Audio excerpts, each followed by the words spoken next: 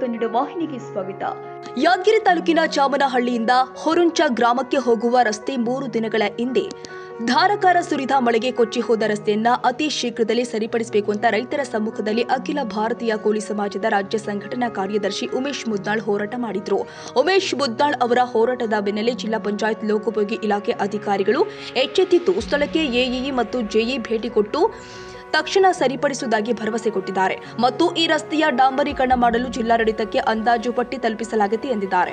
ಜಿಲ್ಲಾಡಳಿತ ಈ ರಸ್ತೆ ದುರಸ್ತಿಗೆ ಹೆಚ್ಚಿನ ಅನುದಾನ ಕೊಟ್ಟು ಹೊಸ ರಸ್ತೆ ನಿರ್ಮಾಣಕ್ಕೆ ಅನುದಾನ ಕೊಡುವಂತೆ ಪ್ರಸ್ತಾವನೆ ಸಲ್ಲಿಸುವಂತೆ ಆಗ್ರಹಿಸಿದ್ದಾರೆ. ಇಲ್ಲದಿದ್ದರೆ ಯಾದಗಿರಿಯಿಂದ ಸೇಡಂ ಹೋಗುವ ರಸ್ತೆ ಬಂದ್ ಮಾಡಲಾಗುತ್ತೆ ಅಂತ ಎಚ್ಚರಿಕೆ ಕೊಟ್ಟಿದ್ದಾರೆ.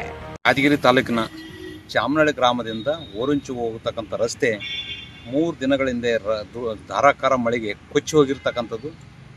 ಭಾಗದಾಗಿರ್ತಕ್ಕಂಥ ರೈತರು ಎಲ್ಲರೂ ಸೇರಿ ನನ್ನ ನೇತೃತ್ವದಲ್ಲಿ ವಿನೂತನ ಪ್ರತಿಭಟನೆ ಮಾಡಿದ್ವಿ. ಅದೇ ಸ್ಥಳದಲ್ಲಿ ಪ್ರತಿಭಟನೆಗೆ ಎಚ್ಚೆತ್ತುಕೊಂಡು ಇವತ್ತೇನದಂದ್ರೆ ಜಿಲ್ಲಾ ಪಂಚಾಯತಿ ಲೋಕೋಪಯೋಗಿ ಇಲಾಖೆ ಅಧಿಕಾರಿಗಳಂತ ಎಡಬ್ಲಿ ಮತ್ತು ಜೈ ಸ್ಥಳಕ್ಕೆ ಭೇಟಿ ನೀಡಿ ತಕ್ಷಣದ ಮರಂ ಹಾಕಿಸಿ ಸರಿಪಡಿಸುವುದಾಗಿ ಭರವಸೆ ನೀಡಿದ್ದಾರೆ. ನಮ್ಮ ಹೋರಾಟಕ್ಕೆ ಸಿಕ್ಕಂಥ ಜಯ. ಆದರೆ ಇಷ್ಟೇ ಮಾಡಿದರೆ ನಾವು ಬಿಡೋದಲ್ಲ.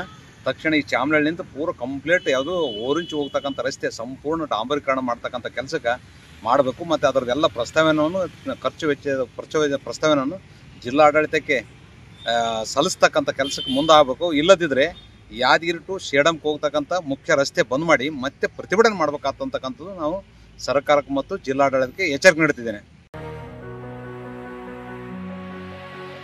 ತಾಜಾ ಸುದ್ದಿಗಾಗಿ ಎಂಟಿವಿ ನ್ಯೂಸ್ 24x7ಗೆ ಸಬ್ಸ್ಕ್ರೈಬ್ ಮಾಡಿ ಮತ್ತು ಬೆಲ್ ಐಕಾನ್ ಅನ್ನು ಒತ್ತಿ. ತಪ್ಪದೇ ಲಿಂಕ್ ಶೇರ್ ಮಾಡಿ.